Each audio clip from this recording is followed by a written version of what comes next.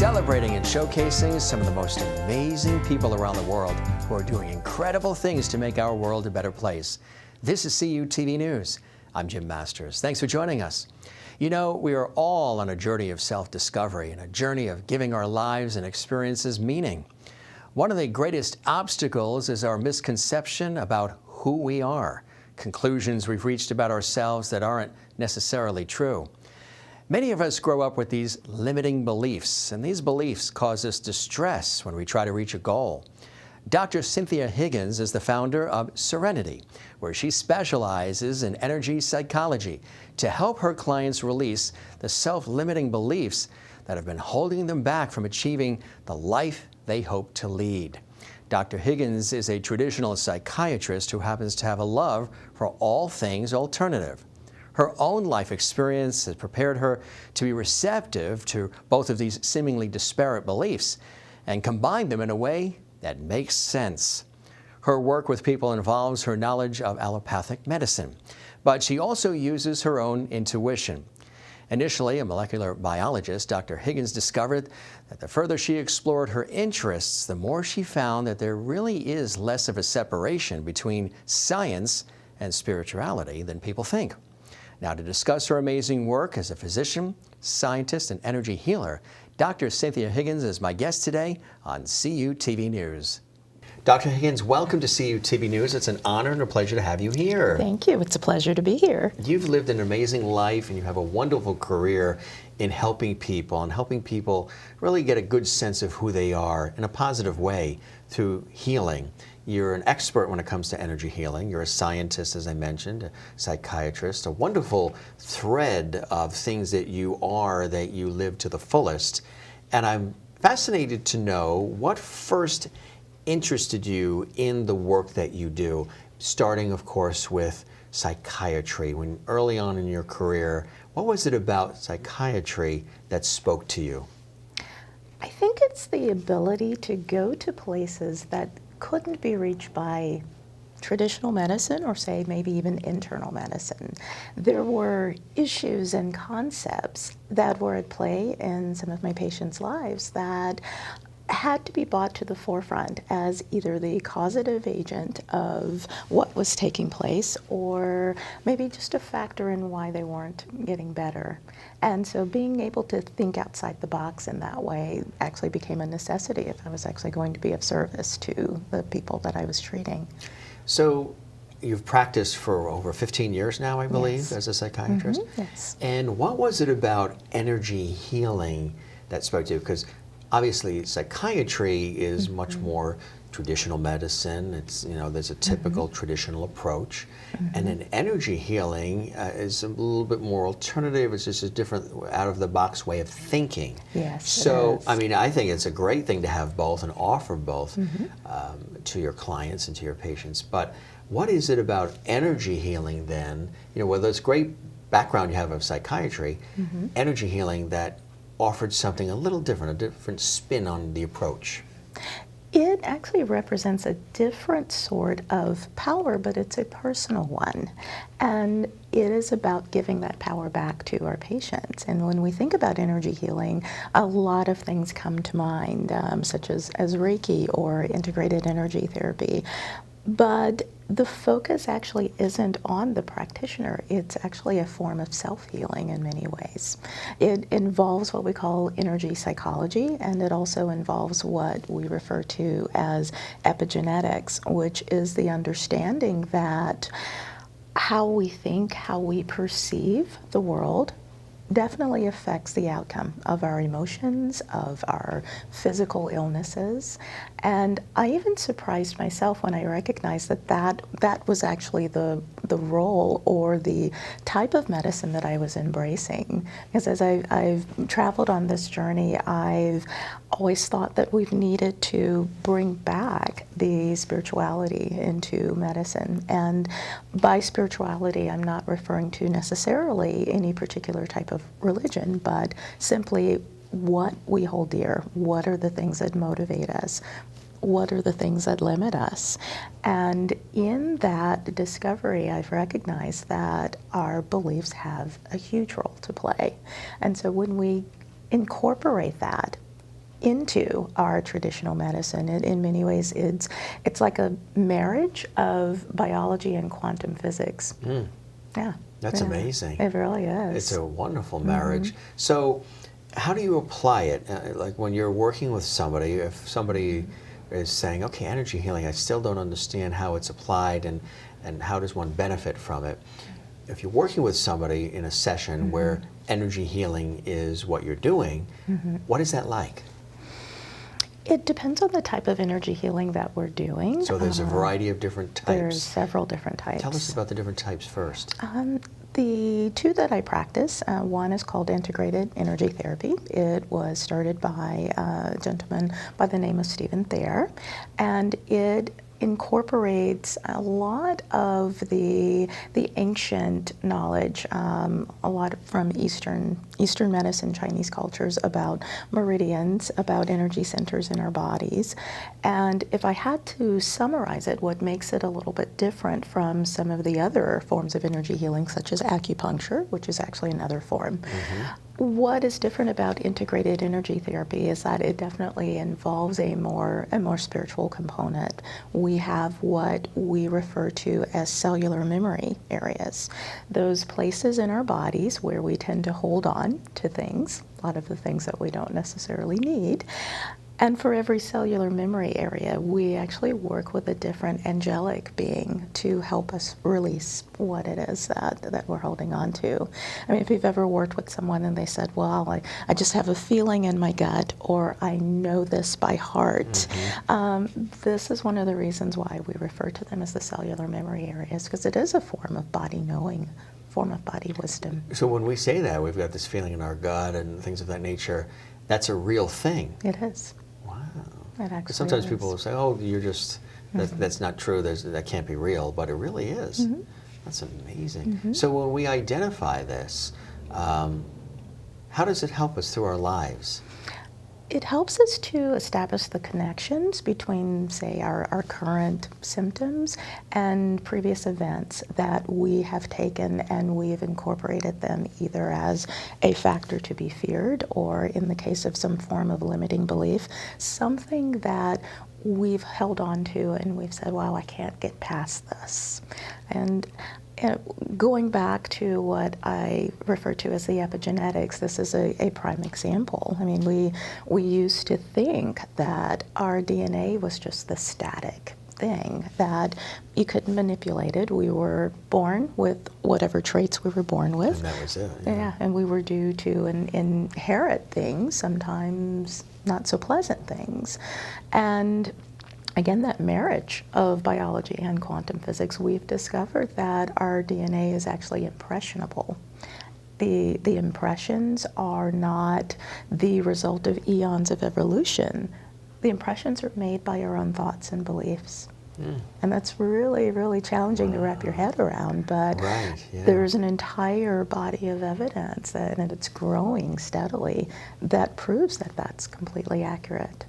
So does this mean we need to think positively? Absolutely. We need to be stress-free as much as possible, things of that nature, because it will actually affect the DNA? It will actually affect the DNA. Because we always think of DNA as something that's cemented, something, like you say, that's been passed down, and that's your footprint or whatever. That's your fate. And nothing beyond that, nothing can be altered. But we're learning that it can be. It can be. In either direction. Yeah. I'm fond of saying we can't afford the luxury of a negative thought. We can't. I like that. We can't afford the luxury of a negative thought. That is so very, very true. So, genetics we're talking about as well.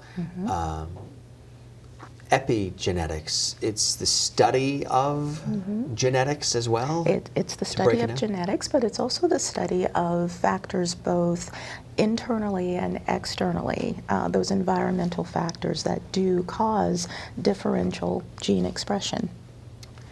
So it's really fascinating. I mean, is this how new is all of this understanding and this approach and the application of it into health and wellness and medical practices? It is a fairly recent phenomenon. I mean, the observations have been happening for decades, but it has picked up a certain momentum, and that momentum has been embraced by an increasing number of medical modalities, and I think that that's wonderful because it's very empowering. So the psychiatry practice, the energy healing, are the two worlds merged, or are they completely separate, or does that depend on the individual and their needs? Do you blend sometimes elements of each? I do, but in many cases it's very individual specific, just because everyone has a different set of beliefs, a different level of receptivity to something that they consider to be very alternative. So. Do you find one that represents you more? Are you more of that energy healer? Because you add in that spiritual component, right? Right. Which is really important. Yes. Actually, I'm a blend of all of the above. Tell us about the spiritual component and how that plays into all of this.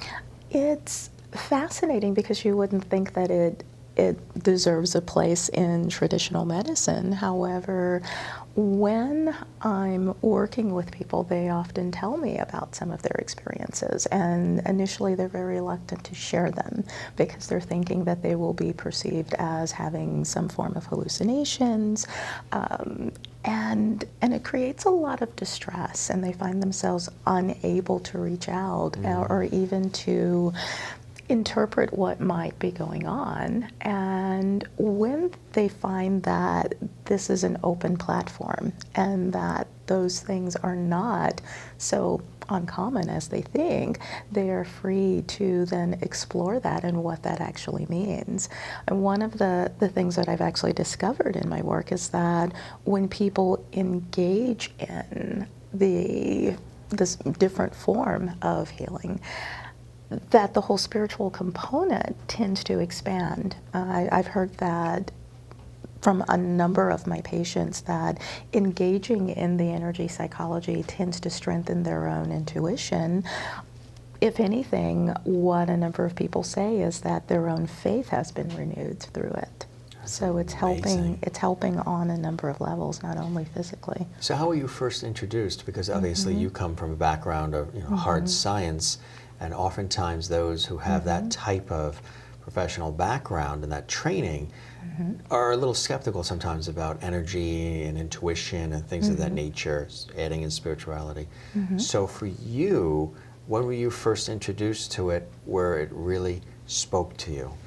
This happened in about 2003. I had just graduated from my medical residency, and the score that I would have had on that life stressor scale, I think it probably would have been off the charts because there's a lot of different firsts in my life. And underneath that type of pressure, getting my first job, buying my first home, moving across country with 2 young children.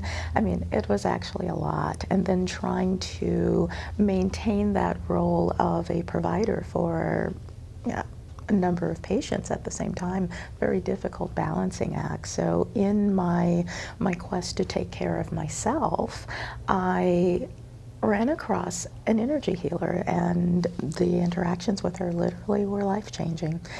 When I went into the first session with her, I had 2 different physicians thinking I had 2 different types of cancer. And I actually didn't. It was actually all stress. Really? Yeah, it was all stress. So the body was exhibiting signs that made it seem like cancer, but with further investigation, it was stress. It was stress, yeah. And pretty miraculous. Yeah, pretty miraculous that things that they thought that they saw at one point were not there later. And I think it had a lot to do with that shift in perception that I say was the basis of that healing. So as a medical professional, somebody who again has been trained in the hard sciences, when that was the case, when they said it's not cancer, it's stress, did that give you, was there a pause there? You said, gee, there might be other ways to approach. Yes. health, wellness, balance, healing. Yeah, I knew that I was onto something, that I had to explore that a bit further. So went into training to become a master level instructor of the integrated energy therapy. So, That's amazing. yeah. Now you've created intuitive services by Serenity. What led to the creation of that, and what were you hoping to maybe offer to people that maybe didn't exist yet? Yeah. It actually came out of I have to laugh about it, came out of a fit of frustration. Really? Yes, yeah. So Frustration, serenity. I I like yeah, that. absolutely. It so happened that all of the places that I would be employed over the next few years had a very limited view of who we are, what we are capable of. And I would find patients would want to talk with me later during the day, or come back simply just to touch upon these very important things, what they believed in, the things that they hold dear. And there was no room for that in the traditional medical model. So I knew that I had to create something that could embrace that approach while still maintaining all of the standard of care practices. So what is some of the things that you offer through Serenity? Well, I'm probably one of very few psychiatrists who actually still does individual therapy. We also, in some ways, call it life coaching, because it isn't necessarily about things that are wrong. It's about pursuing a goal, or attaining that goal. I offer the integrated energy therapy as a form of energy healing, and then I also do another form of energy therapy called emotional freedom technique. So it's a EFT combination. And tapping. The tapping, yes, yes, you've heard of it. Yeah, absolutely. Yeah, it's very, very effective for clearing trauma, for clearing all sorts of blockages to performance. Absolutely fascinating. Tell our audience, if they're unfamiliar with EFT, how it actually works, and how once you know how to do it, you can apply it on a daily. You could be doing it right now to calm and to relax. Yes. Tell us how that works and how you incorporate that into your services. Yeah, it does involve, as we discussed earlier, those meridians, which they've been traced back to, oh my gosh, even I want to say BC era. And when you define, when you say meridian, define a meridian for our audience. It is a pathway through which energy flows in the body, very much like our blood vessels, very much like our lymphatic systems. One of the more recent discoveries is that through the meridians there is actually cell-to-cell communication, and this is happening not through a hormone, not through a nervous system signal. It's actually happening significantly faster through biophotons. Yes. Wow. Yeah. So what is actually happening? It's creating a signal, and it either allows for the release of energy, or the strengthening of an energetic pathway, depending on how that particular meridian or that well, we could call them acupressure points, for example, because those are the endpoints of the meridians.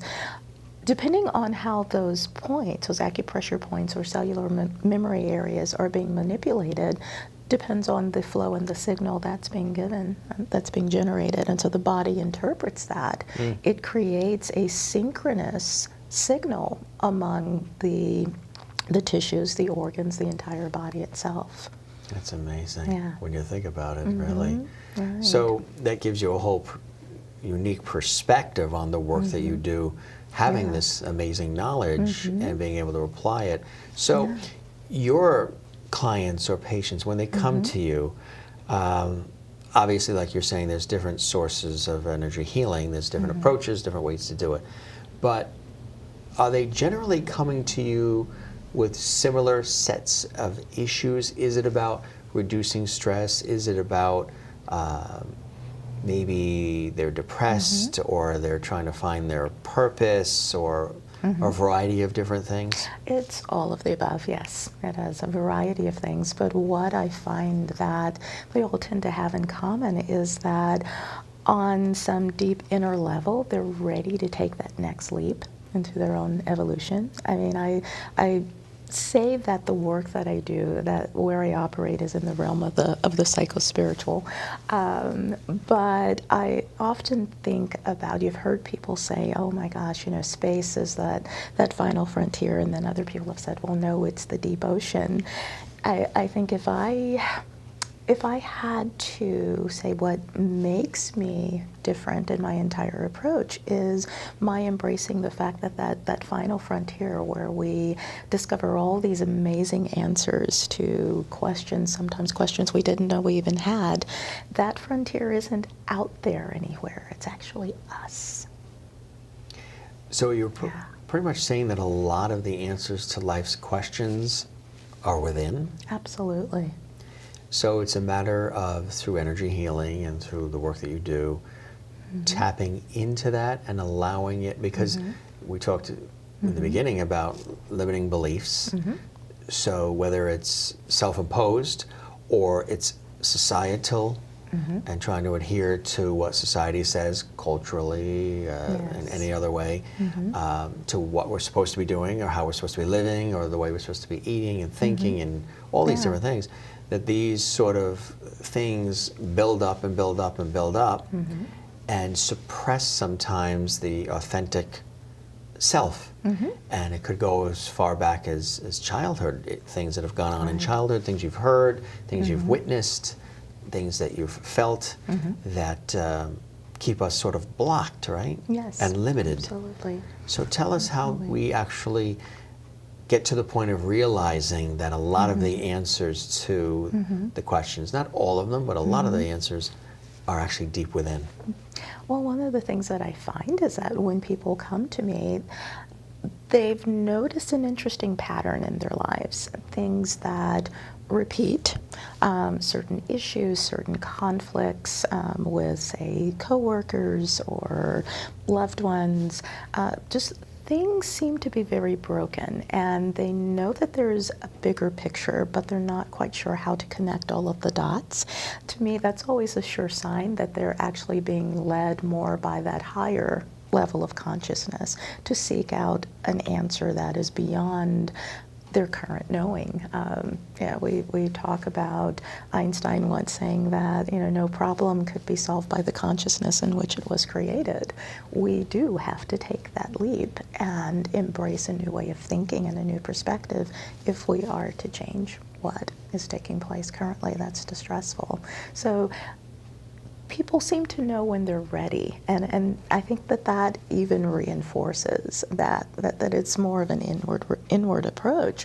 We are so taught and so groomed to look outside of ourselves for all of the answers, and I think that's why it's extremely challenging for people.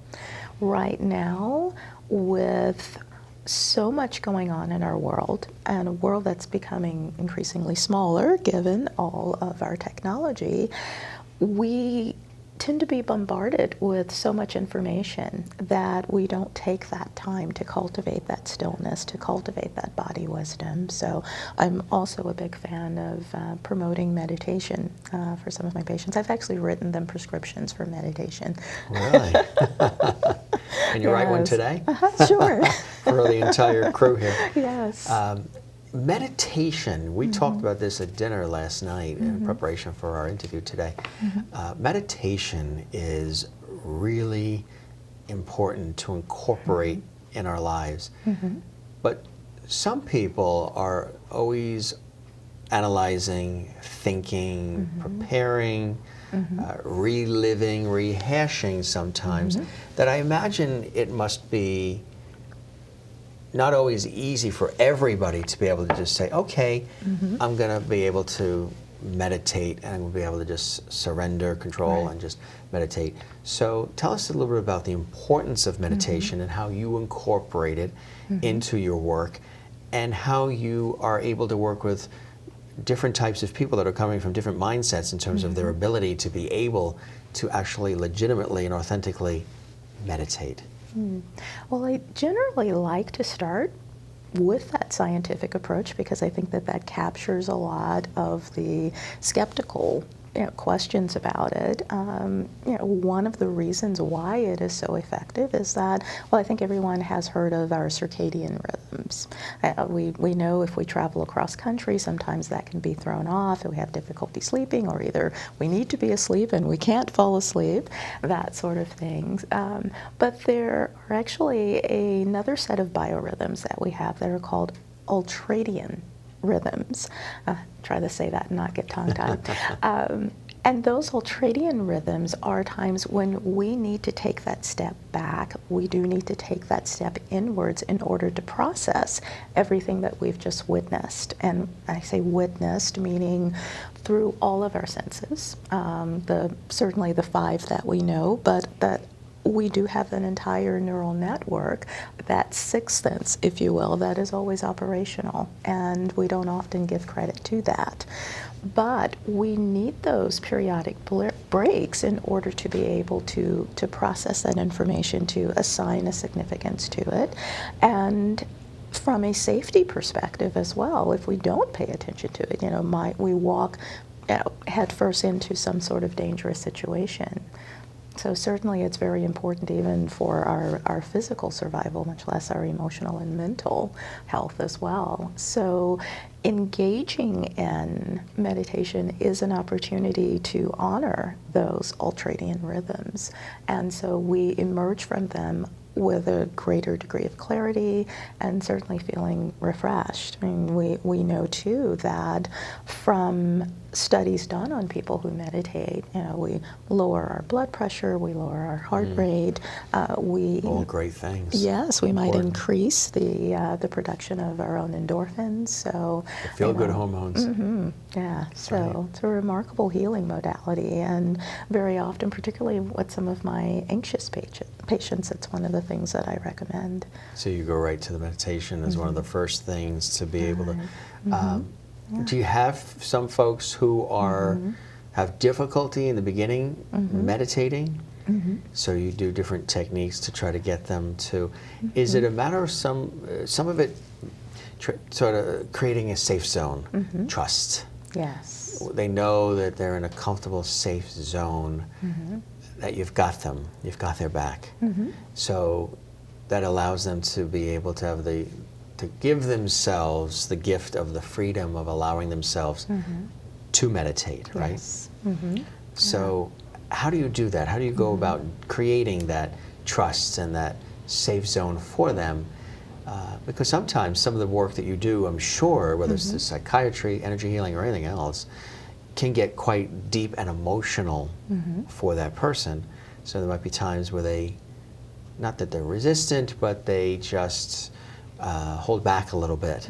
When if they can just completely open up, it can help work through a lot of different things in their life.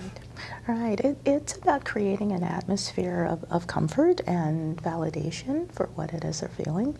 The knowledge that nothing that they experience will ever be judged. It's very, very important. That they're not judged. That's important. One of the things I know that you talk about is something called source energy. Define what source energy is and how that comes into play with all of this.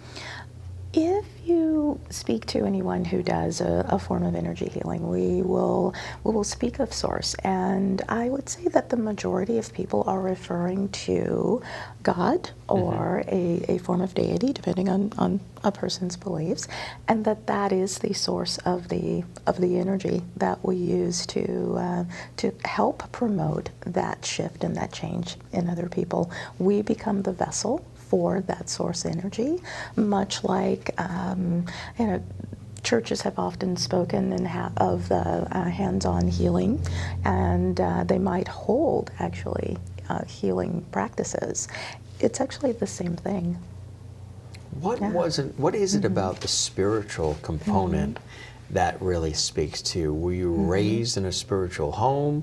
Is it something that comes naturally for you, and you know the importance of it, the benefits of it, the richness of it? What is it about the spiritual? Because not everybody that does this work that you do adds in that other component of the spirituality. So for you, why add it in, and what are some of the reasons why? Well, there's actually not a short answer to that question, because going back to what you said about source, I mean, we think about energy, and a lot of people say, well, there's only one type of energy, that's the energy that comes from the sun. So when I'm working with my patients, or I'm giving a lecture and I'm referring to source, I say, well, yes, it's the energy of the sun, S-O-N or S-U-N, whatever is your preference. But I did grow up in a very spiritual home where that was openly discussed. It was promoted, but not necessarily as something, not as a, how would I want daily to put ritual, this? Yeah, not as a daily ritual, something. but something as an individual practice, I guess you would say. So it became very personalized for me. And certainly my own life experiences, the one that I had after graduating from residency, but a number of other experiences have taken place too that actually defy just pure science. So although with that, I can't even say that that's true, because the more that we tend to pursue the science, the more we come back to the spirituality. It's very difficult to separate the two. So how do you apply it? How does it, if somebody's in a session with you, how do you add in that spiritual element? And do you do it only for certain people that you feel or have expressed that they would be receptive to it? It actually is very individualized, and in establishing a rapport with my patients, I'm very well aware of what it is that motivates them in that way in terms of spirituality, whether or not they'll be open to pursuing that. There are some instances where the encounters are strictly traditional Western medicine. So, but in applying it, we might engage in a discussion about, well, what do you think is happening in terms of direction from your higher self, or what do you think this would look like if you were standing before God and you were having this conversation? What do you think that response might be to the questions you're asking right now? Yeah, so it's a way of incorporating it. And if not that, then there are people who are saying, well, I definitely want to experience the hands-on energy transfer that's part of the integrated energy therapy. That's actually done on a massage table. And so people then kind of go into their own space with that, and very often they emerge saying that it's been a pretty transformative experience for them, not only physically with some of the resolution of the symptoms, a decrease in some of the pain symptoms they might have experienced, but in their understanding of why the pain is there. And to me, that's what's key. So you can use this combined modality to be the guide for people that directs them back to their own inner light, because when they have that, then their answers certainly come much more quickly.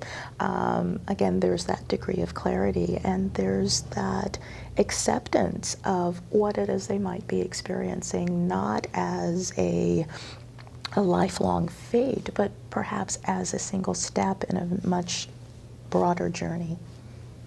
Really fascinating when you really think about it. So, in practical terms, some of the, you've already described some of them now for us, but the benefits of incorporating the spiritual side of things for an individual that gives it that extra little unique approach. What would be some of those benefits? Is there a clarity? Is there a contentment? Is there a deeper appreciation of life and everything around us?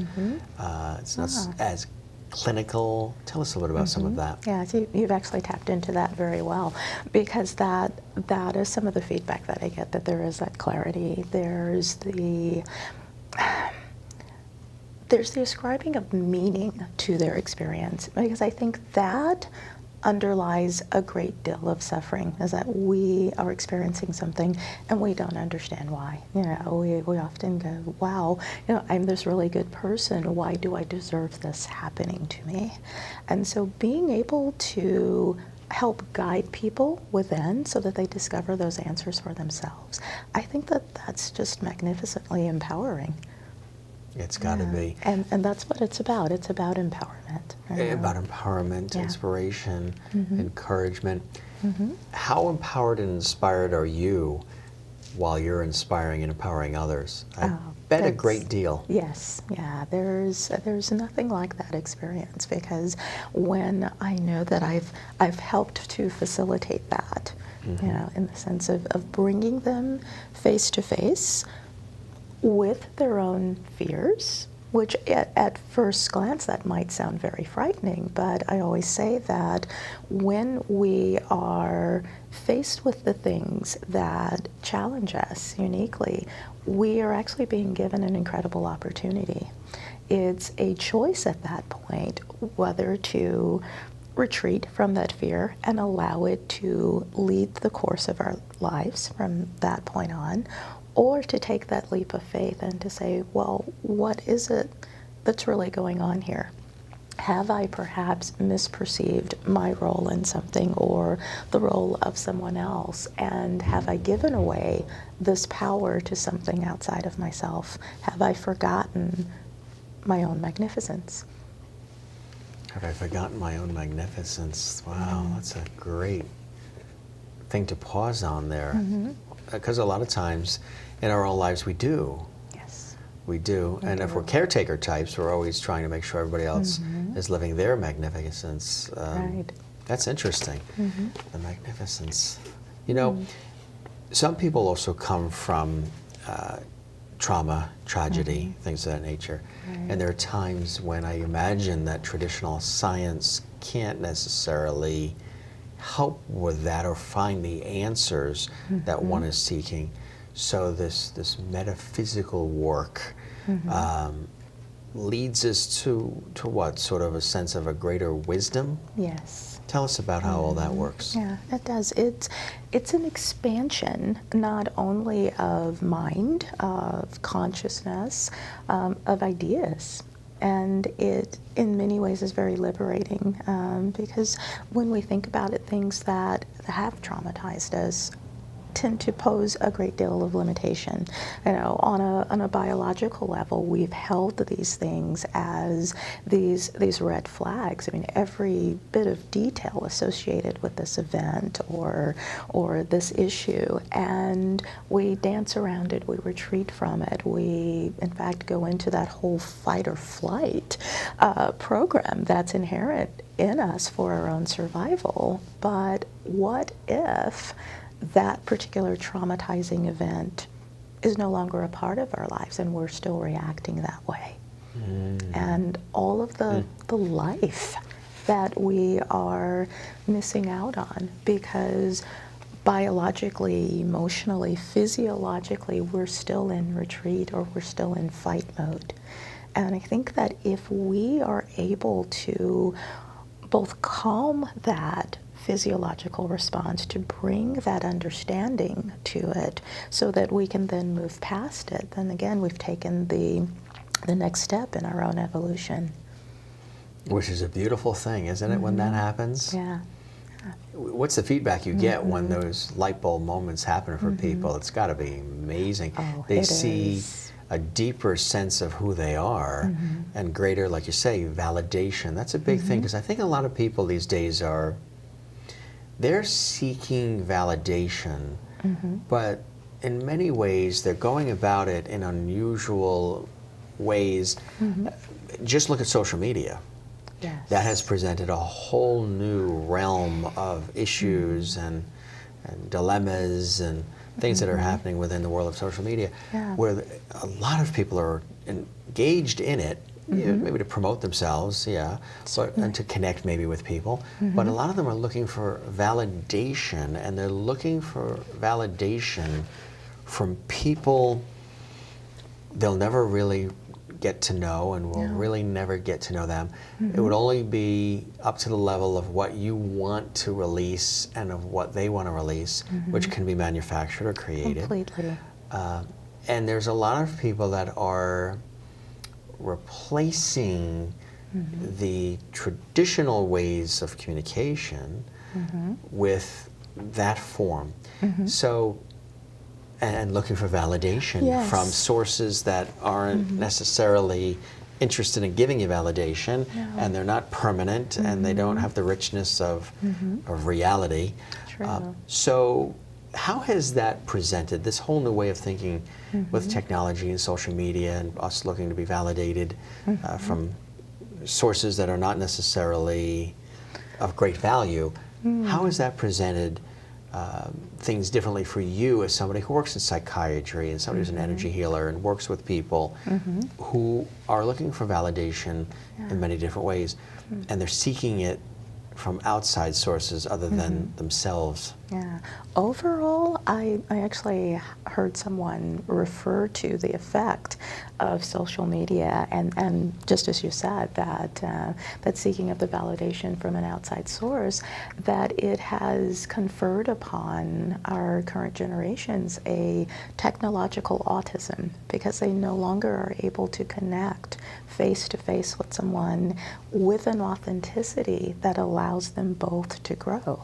So, wow, that's interesting. A technological autism. Yes, So it the has. lack of those natural communication skills, they're sort of tweaked and morphed and sort of shut down. Yeah. So that's a whole new element to the work that you do. Yes. So how do you work with that? How do you deal with a society that's becoming more and more that way?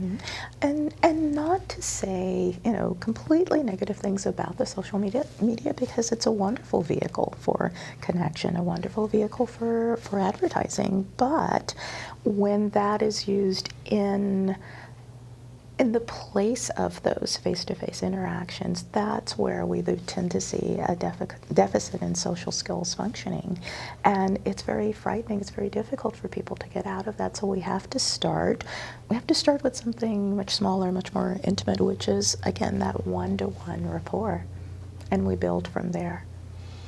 What about the rapport that you have when you look in the mirror? You have to be comfortable with what you see in the mirror. And I'm not talking necessarily about physical appearance, but the actual soul, the person that you're seeing, that reflection in the mirror. When people say, oh, you should learn to love yourself first, Yes. define that, because some people may say, well, that's egotistical. You're not supposed to love yourself. You're supposed to love others, love the world. But valuing and loving yourself in the proper way, the right way, is really important, right?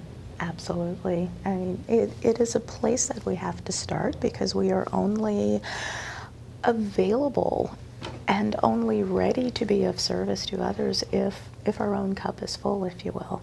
The danger of overextending ourselves in that way, whether it is seeking that external validation, whether it is becoming a caregiver to the extent that one denies one's own needs, that's a danger if we don't stop to validate the person who's providing that care. If we don't give back to that person in the mirror. And again, this may sound like simply opinion, but there have been studies done. There was a physician in the 80s who wrote a book because as a primary care provider, he had the occasion to be the reference source for particularly women who were coming to him who needed the service of an oncologist. Particularly these were women who had been diagnosed with breast cancer. And I'm going to find a way to kind of bring this full circle again. In those referrals, one of the things that he noticed that a number of them had in common is that they were all caregivers who had so embraced that role that they'd essentially effaced their own identity. And we talked earlier about having those thoughts and those beliefs. It's where we place our focus, where we expend that energy can very well create differential expression of our DNA. So imagine if you're a woman, you're a caregiver who's doing this, and you happen to have that whole complement of those breast cancer genes. it's not to say that simply not giving to self created that cancer. It is the synergy of having that genetic makeup, of having that internal and external environment that reinforce the expression of those genes, so that those tumors, that particular diagnosis, became the final common pathway of that manifestation. That is the way epigenetics works. Mm. Yes. It's really amazing when you think about it, huh? When you really understand it and you get to apply it. And so, some of the response, do you have success stories in terms of, I mean, you probably have a book filled with success stories over the years of people that you've worked with, people that you've helped through your work, who are living full, happy, complete, healthy lives now.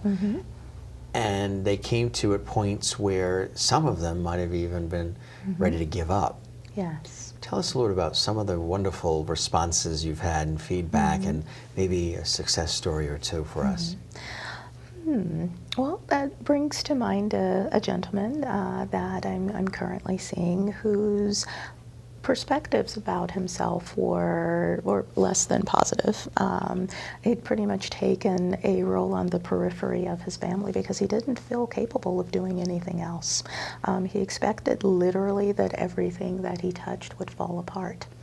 And that's a very, very sad place. And I think that had been reinforced by an undiagnosed condition, particularly an attention deficit disorder, because very often these are extremely bright people who learn differently, whose gifts tend to shine in other areas that aren't necessarily reinforced by our traditional school system.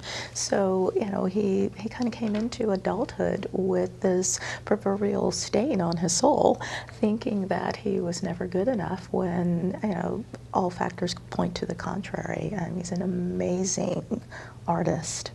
And in this time that we have spent together, we've done some medication management, and that has been helpful in just modulating some of the severity of the symptoms so that he could take that moment to calm those thoughts and to calm some of those fears and to go within and to really question some of these beliefs, some of these conclusions that he had.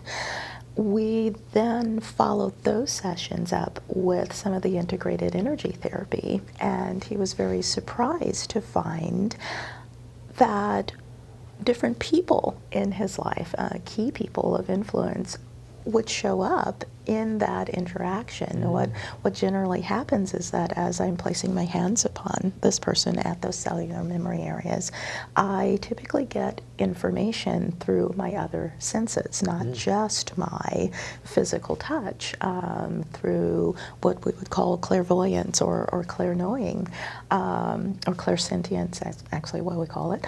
Claircognizance is another one of them, that direct knowing. So I pick up this information through these senses, and I have to try and make sense of it. And because I don't necessarily know everything about this person's life, usually when we're done with that session, we will discuss those images or those impressions that I received. And they're always accurate, they're always relevant. If not currently, then people will find, oh gosh, 3 weeks later, I was out doing something and that came up, and you were absolutely right about that. But we trace the origin of this paradigm of not being good enough back to a grandparent who had physical illness, but she also had a mental health diagnosis as well. And she grew up in an era where that was not something that was discussed. You just kind of, put people like that over there, and we didn't talk about them. But what it was like for her to struggle through that, and without having someone to support or validate her. And it was an energy that had literally been passed down to him. And like I said, she showed up because I saw an image of her, and when we were done with the session, I described her and described where she was, what she was wearing, and he said, oh yes, that's my grandmother. And that's one of the things that I find, in that, you know, we talk about our DNA, we talk about this huge energy field that we are all a part of, while even people that are no longer here are still part of that energy field. And especially recently, I have found that their presence becomes known, because when we work with the person that's right in front of us, that energetic shift tends to permeate out in waves. And these people, it's like they come forward to be healed as well. It's actually a very beautiful thing. They do, really? Yeah. People that Yeah. have passed, Yes. coming forward to be forward. healed. Yeah. And So sometimes there's a simultaneous healing going on amongst a couple of people at the same time. Absolutely. You know, That's we amazing. talk about the genetics and the transmission of information. One of the things that we are understanding is that it isn't just information, it's energy, and it's also perception. We can, I guess, look at some of the animal models that they've done, where they've taken mice and they've created a physiological response. They, whatever they did, made these mice afraid of the scent of cherry blossoms. Really? Yeah, and Don't want to send them to Washington, D.C. anytime No, soon. no, absolutely Especially in the not. spring. Exactly. So they made them afraid of that scent, and unfortunately, I'm sure that had to have been paired with some sort of aversive stimuli. Maybe it was something that they heard, or maybe it was something that they felt. But in any case, that particular scent became paired with the fear response. As you'd expect, those mice would have higher, degrees of adrenaline and cortisol, or vice versa, in their physiology. You'd expect that they'd have elevated heart rates and increased startle response. But the surprise came several generations later, with mice, descendants of those original mice who had never before smelled the scent of cherry blossoms, who had the same physiological response. Wow. Yeah. Which leads us to humans, where sometimes there are certain triggers. Yes. In this case, for the mice, it was the cherry blossoms, but there's certain triggers that do the same thing for us, right? Yes, that's true. That's And it could be absolutely anything. correct. But there's usually a deeper reason that goes back further in our Yes, lives, right? Yes. And something or someone may trigger something, but it might not even have anything to do with that immediate person or that thing or that scent. There's something underlying that we haven't dealt with and we haven't reconciled. Right. So you help people get to that point of being open enough and then learning how to reconcile the certain things in our lives. Because I would imagine in order to really go forward in life, you have to reconcile certain things that are still limiting the beliefs, that are Right. keeping us locked and keeping us maybe angry, frustrated, sad, unhappy, losing our ability to laugh and smile, which is Right. very important. So you help people, you work with them to get to that point with elements of psychiatry, elements of energy healing, elements of spirituality.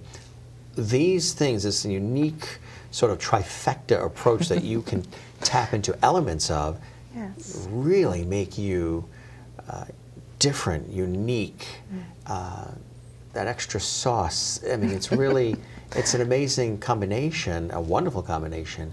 Thank you. Would you say that's one of probably several things that makes you stand out? I would. What are some other It's- things you think that if people are working with you as a client, as a patient, what have you, that give you that edge, that give you that perspective, that help you stand out?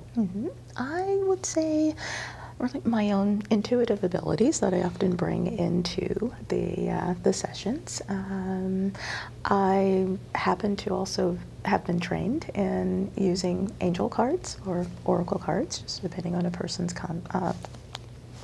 comfort, I guess, if And you how will. does that work? Yeah, explain angel hearts and what Alright. that's about, and define that for us and how that applies. Well, They actually began with Carl Jung, and they were a tool. They were a tool that's used by psychologists, and often to look at some of the underlying features and why we present the way that we do. We think about our minds being comprised of that conscious part, as well as that unconscious part. And I always give people that analogy of the iceberg. The greater part is hidden beneath, and that represents our unconscious mind. Those particular cards, and they happen to be decorated with angels, because a lot of my clients have that particular belief system, and they're very comforted by them. They represent universal images, universal, tools that when that particular card is drawn, it's being drawn as a factor of the unconscious mind, choosing it as a way of relaying a message to the conscious mind. And that's the context in which we use it. What are the messages we're trying to give ourselves? They become the vehicle of translation, but there are many ways to do that. I mean, yes, we can do certainly those cards. We can do body symptoms very often. When the body speaks its mind, we have a number of modalities. It does. It does. We have a number of modalities where our unconscious mind communicates with us, including the repetition of certain circumstances in our lives. That is why that feeling of being stuck is not insignificant. Yeah, it's a key factor, and it's something that does need to be looked at and does need to be worked through. Because we all need to change and grow and sort of discover these different things about our lives and who we really are. And a lot of times these are filled with eureka moments, right? Tell us about the importance of eureka moments. There's a gentleman who's actually written a book, and for the life of me, I'm currently blanking on his name, but it was literally called How Enlightenment Changes Our Brain. There are significant changes in the wiring and the functioning of our brains the more we grow in our understanding of ourselves and of the world. I think that there's a tendency to drop the barriers, to drop some of the self-imposed limitations, and it allows for a greater synergy and a greater connectivity, if you will. So are these almost like walls in a way that we have up, that we sort of now they begin to come down as we move through those different levels of perception, those different levels of understanding. And perhaps one of the overriding principles that we have to get around is this notion of separation, that we are separate beings, that what we do does not affect anyone else. We know certainly that is not true, but yet we still tend to operate along those same principles. And our very thoughts affect other people around us. I mean, we could talk for days in terms of some of those different scientific research experiments. But for example, transcendental meditation.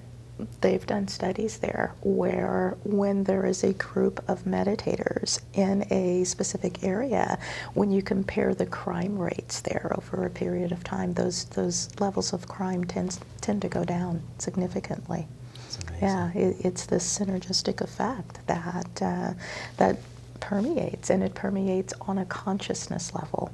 And that is what I won't say that we've lost our understanding of. In some cases, we've never known that that's been a factor, but it's something that we're awakening to. It's a potential that we're awakening to. And with that is the opportunity to promote a great deal of happiness, a great deal of well-being, if we hold ourselves to that level of accountability. That's important, isn't it? Accountability, taking responsibility. not passing the buck, not always blaming the world and blaming others. Well, this is happening to me because they caused it, or it's happening to me because that again happened. Like you're saying, a lot of times what happens in life is things are repeated in our lives multiple times, and we constantly say, why is this happening again? Why is this happening to me? I'm trying every which way, under the sun to prevent that from happening. It keeps happening. Right. So it's really an understanding of all of that, right? Yes, it is. It's an understanding of the fact that you do have to have accountability, and you have to take responsibility, because every breath you take is yours. This is your life. Right. You can't always blame others in society for your own ailments and illnesses and ways of thinking that might not be clear. Truly. And to do so consistently does confer a degree of helplessness and even vulnerability or victimhood. And it's like, why would we do that? And I think it's time to kind of take our own individual power back. So you help people do that. I'd like to talk a little bit more about how you go about doing it. So you're based in Florida, in the Sarasota area.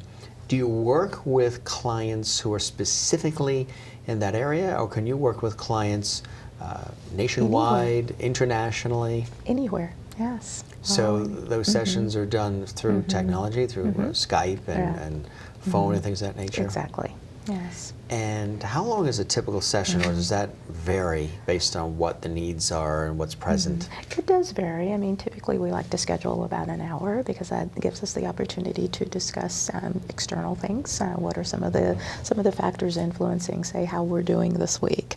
If we happen to have a blend of modalities such as traditional medicine as well as energy work, well, how's that medication working? What would you say about its effects, that sort of thing. And certainly we try and target that even better, because we actually do some genetic testing to see if we can't align the treatment choice with that person's own biology. Very similar to what I was telling you about the oncologist in California that we did a CUTV News feature on, where he's working on precision oncology, where that genetic testing will allow them to treat specifically the cancer, or even sort of alert them to the possibility genetically of specific kinds of cancers you may be set up for.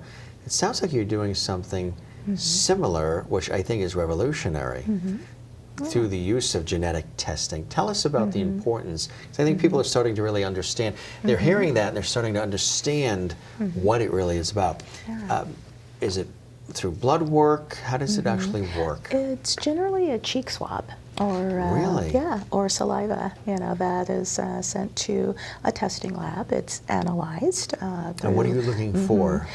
We are looking for different components of different genes, whether or not a person is heterozygous at a certain genetic loci, or homozygous, meaning they have two copies of the same gene, or they have only one copy. That very much determines how they metabolize different medications depending on different genes. And what's really fascinating is that the more genes that are being tested, the more specific we can get those results. So you'll then tailor whatever the program is, whatever the treatment is, and in this case maybe the medicine, specific to the results of the genetic testing, because it will be much more effective, because you can go through this medicine and this medicine, this medicine, and this treatment, and they could fail one after the other. And you're like, why isn't anything working? Why is this? Why are there negative results as a result of it? Because the body's rejecting it, or whatever is happening. So you can really, in a precision way, pinpoint and custom tailor the treatment and the program specific for that individual's actual makeup. Yes, That's revolutionary. That's big time stuff. The medicines that we choose then tend to be from a repertoire of medicines that we know that their body can metabolize and can use effectively. Because it's not a cookie cutter approach. It's not one size fits all. It's not take an aspirin and then that's it. Exactly. Which is, I think, the way we've been raised to think. Okay, take this for pain, this for headache, this for stomach, this for this, and that's it. But really it's becoming much more customized and tailored throughout healthcare, isn't it? It is, yeah, and this is being used across the board in all sorts of disciplines, and I think it's a wonderful approach. In psychiatry, I always like to provide a certain degree of education regarding the medication too, what to expect, what it's designed to treat, what are some of its limitations, because we often want to treat it, as you said, like an Advil, 30 minutes later, okay, our headache goes away. Not so clear-cut, especially, again, if we do have some of those limiting beliefs, if we do have circumstances which are creating a great deal of distress, and this is our body's way of saying, hey, I need a little help here. So I always make sure that there's a clear understanding that when something is prescribed, I'm not prescribing it as a lifelong prescription. It is an aid. It's one tool in a vast toolbox. And when that tool is needed, yes, it can be very helpful, but we are certainly hoping for a time when it's not, or maybe when we might not use so much of it to affect a different outcome.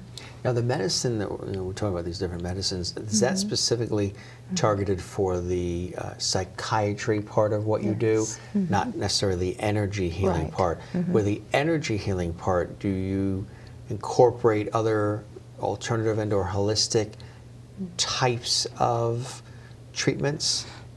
Just those two modalities. Those are the ones that I'm trained in. So not necessarily some of the medicinal type things that come from other, things that people use in the alternative world, whether it's plant-based or whatever it may be. Yeah, I'm very, very open to my patients exploring those modalities, and because, I believe that we have a certain body wisdom that we aren't always given credit for, and we need to honor that. So if I have a patient who's saying that, I really want to try this homeopathic approach, I think that really resonates with me, I want them to pay attention to that because it's resonating for a reason. Most likely it will work.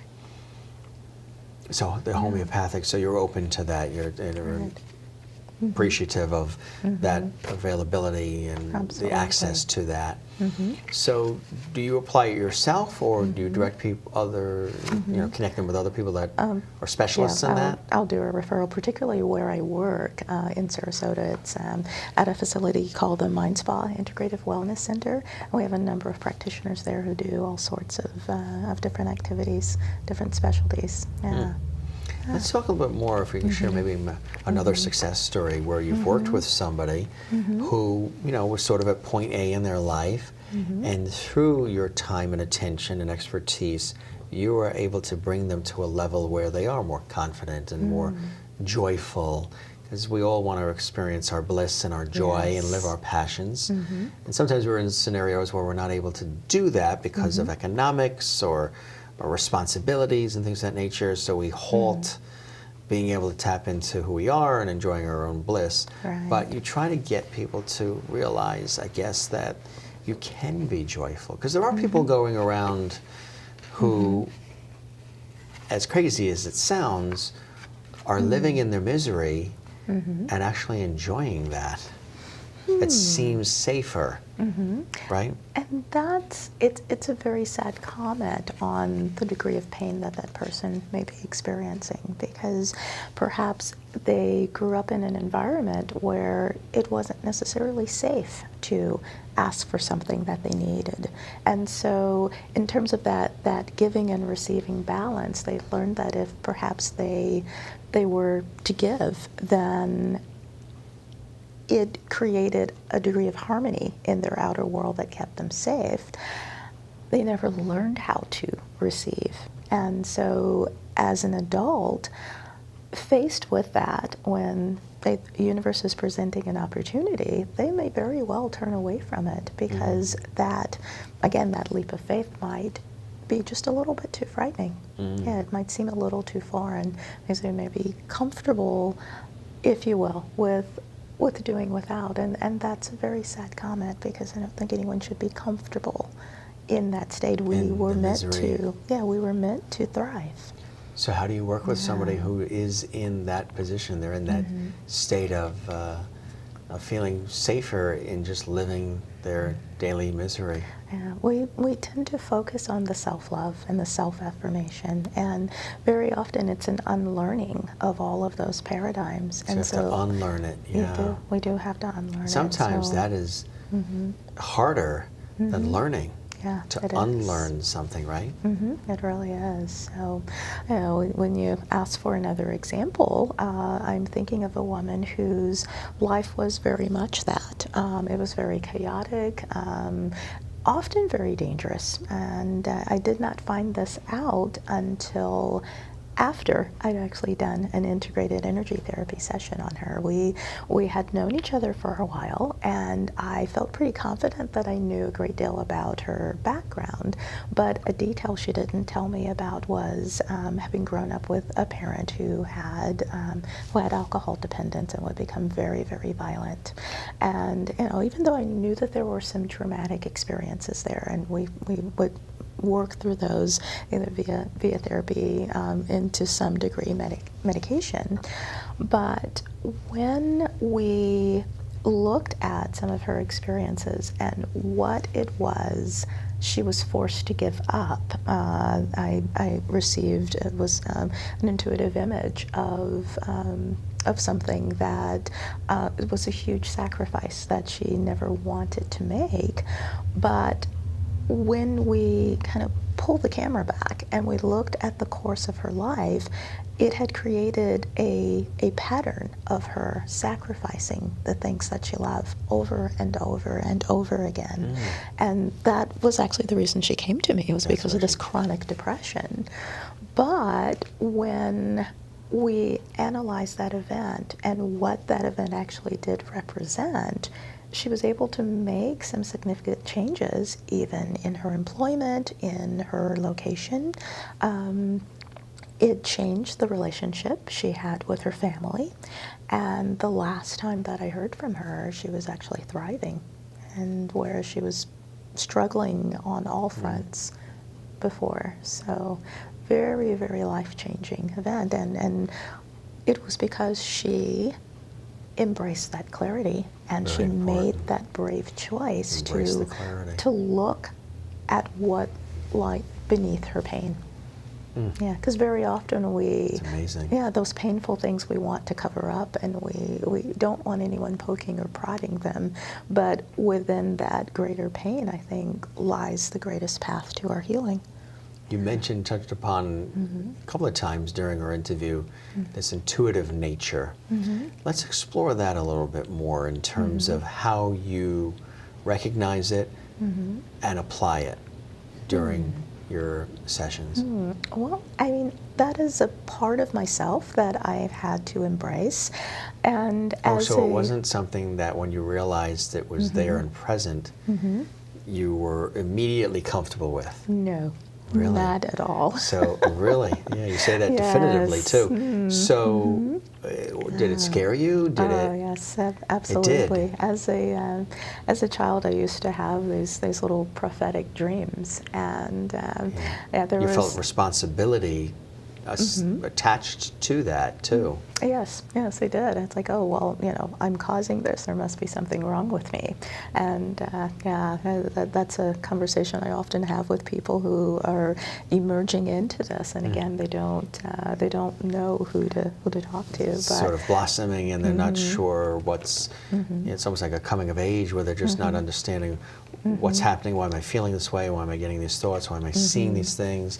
Exactly. So, when you recognize it, so you did early on as a child? Yeah, I would say, gosh, maybe 4 or 5. And did people recognize it in you? Not necessarily. This is something you kept? I kept to myself for quite a long time. I remember in particular I had this one dream that I was playing in my backyard, and I happened to look down, and there's this, it was the most adorable little mouse in my dream, except that when I bent down to touch it, it turned into an armadillo, and at age 5 I thought armadillos were like the scariest things ever. So they're big, they're big, and they're chase you. Prehistoric looking, and they're just very, very ugly, so I thought back then. And so in the dream, because I was so frightened of it, of course in the dream it stuck to my hand and I couldn't get rid of it. And in the dream, of course, I ran screaming into the house. Well, over the next couple of days, my mother looked at me and she goes, "You're not outside playing." I mean, I'm definitely an outdoors person, and I would stay outside so long that I'd get so tan it turned 2 shades darker. I lived my life in the sun. But my mother noticed I was practically attached to her hip, and she finally said, "What is wrong with you? What's happening here? What's this about?" Yeah, and I remember distinctly, I started to tell her even then, but then I thought, God, what is she going to think? So, got really, really brave, went back outside to start playing, and of course, looking into the grass, there's a mouse right where I saw it. Really? Yeah. So those kind of things, they're kind of scary when you're young and you don't know who to talk to. So, a lot of this journey that I feel like I help people to navigate, I've lived myself. So when did you start to bring it to the forefront where you then could share it with the world? Yeah. Well, it was a gradual process because I remember in junior high school, I worked as a volunteer at the hospital, and I'd sit at the elevator bank and predict which elevator would come first. So yeah, so that's when I started having a little bit of fun with it. Did that elevator come? Mm-hmm.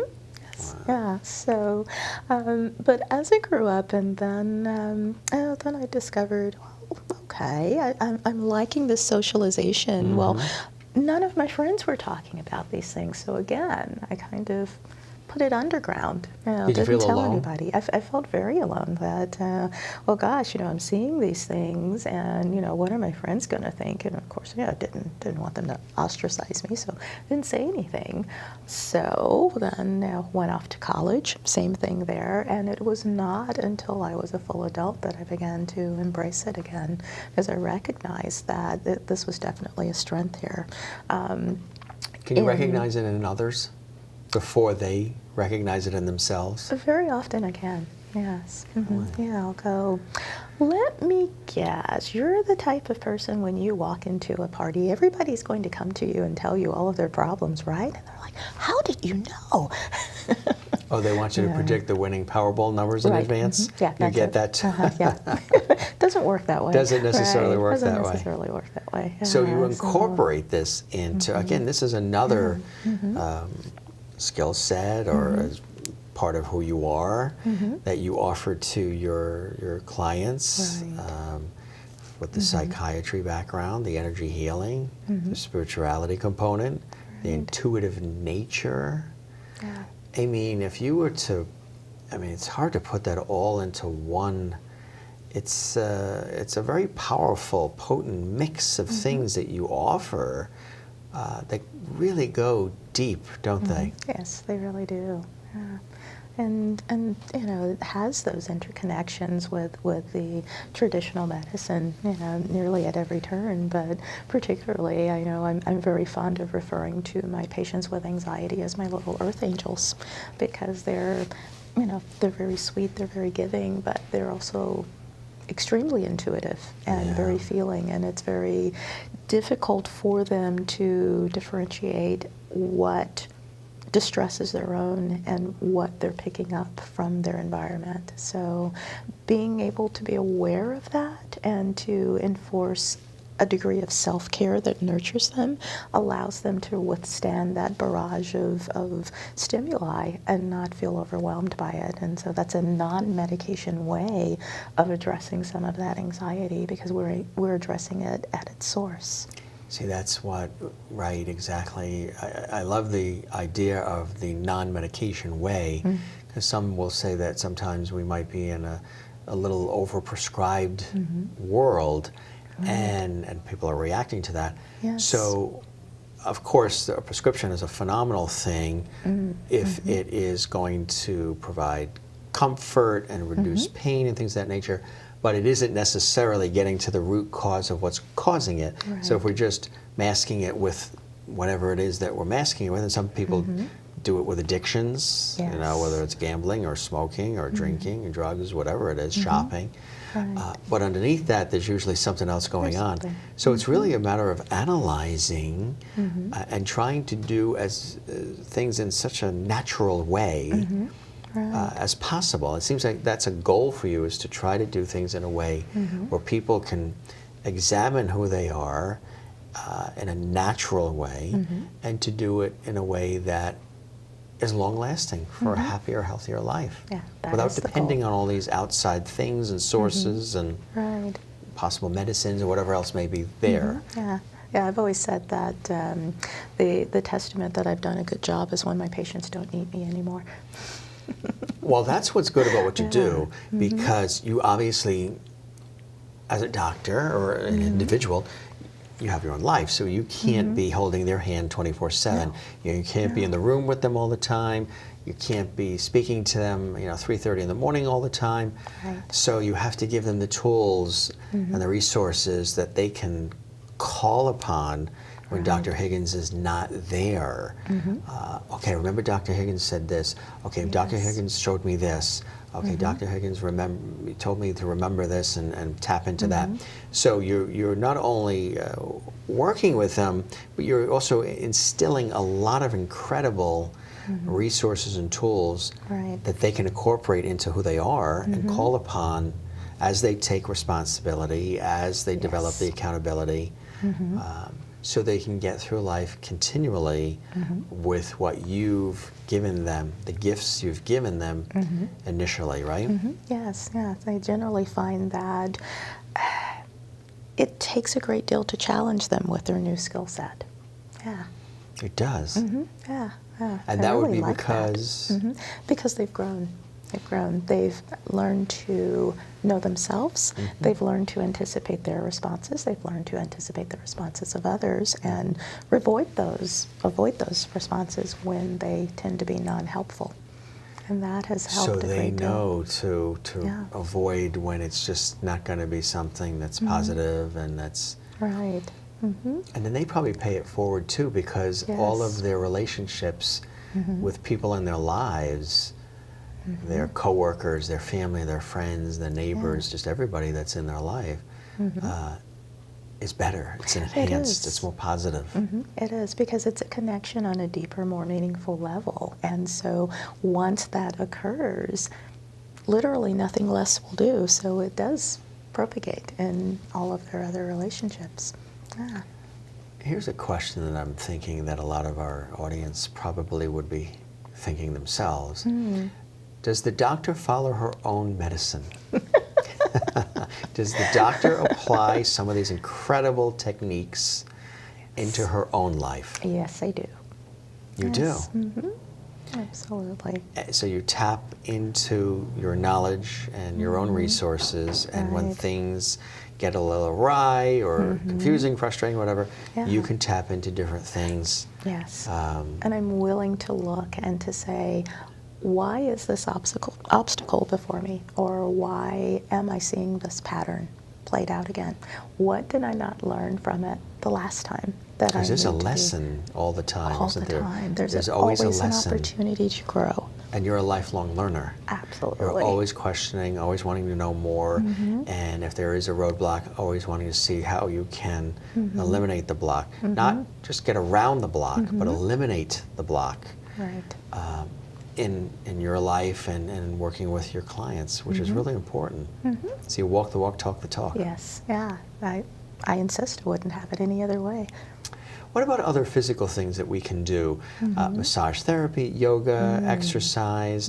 Do you encourage all of that as well? Yes, Healthy I do. eating? Absolutely, yes. It's very important, and a lot of times for even, we talked about that cellular memory. We have a body memory. Very often you'll see people who go for a massage and they will uncover a detail about something that maybe it's something that happened in their childhood that they realize, wow, I really need to address this. I had forgotten no idea all by about going it. Yes. for a massage that would happen. that or you'd would be come tapping up. into that. Yeah. and proper nutrition, of course, and sleep, and some of those basic things that we know that sometimes we can't seem to accomplish in this fast-paced world, right? Yeah, it's basic self-care, and we can't neglect it, unfortunately. And we think that we can, or we can do so for short periods of time, but it will always catch up to us, and much to our detriment if we don't. So it sounds like, overall, in all of the beautiful and incredible work that you're doing, it really is about valuing and validating who you are, that you have a role to play, that you are important, you're part of society, of the flow of the earth, that you're not shunned, and you're not less than, and whatever you've experienced in your life and will experience going forward, there are ways to realize that you matter, that you have a purpose, that you can be a soulful, joyful person, and no matter what age you are, it's never too late to try to achieve that and live it. Yes, very well said. Do you work with all ages? Do you work with children too? You do? Yeah, that's What's it my like other, working with kids with some of this work? Yeah, well, that's my specific training. My residency was child and adolescent psychiatry, but we have to do adult psychiatry before we do child and adolescent, or we can merge and do both simultaneously, which is what I did. They are generally a lot more receptive to, to some of the energy work, and because they haven't set those limiting beliefs. They don't have those roadblocks built yet. Right, and we can do it in a fun way that doesn't seem like it's routine or that it's work. We make it fun, so. Yeah, and they're a joy. They're a joy to work with. Well, I can certainly see that, and I can see the value of the work that you do. I fully understand and appreciate it. Plus, your personality, as I've told you, is very calming, very reassuring. Thank you. And very warm, real, authentic, and pleasant. And I think that that is very disarming for anybody that is your client or your patient at any age level, because you don't come into it rah, rah, rah, all right, everybody stand up, let's go, come on, you're not doing this right. Your approach is much more at a deeper core level and much more comforting and reassuring. And I think having that approach, even with your vocal tone, and your mannerisms, I think, and it's who you are, I think that just results in much more, getting to the core more, getting to a deeper level, and more positive results for everybody, Yes, because they feel trusted and non-judged, non-threatened. Yeah, and it's very important. And having that sort of scenario set up lends to a wonderful result for the individual, right? Yes, and it goes back to that mindfulness. And it goes back to the mindfulness, Yeah, which is very important. You're hearing so much about mindfulness. Yes. How do you describe mindfulness for the audience if they're hearing it and they're not sure what that means? Well, it's an awareness, not only internally but externally. It's an awareness of our effect upon others, the effect of the environment upon us. And in those cases where that effect might be disruptive in either direction, then yes, it is very important for us to take that step of accountability and to either do something to balance that disruption, or to be mindful, again, using that word, of our effect on others. Is there perhaps a more gentle way that we can express ourselves, a more effective way that we can express ourselves that doesn't create, distress in someone else?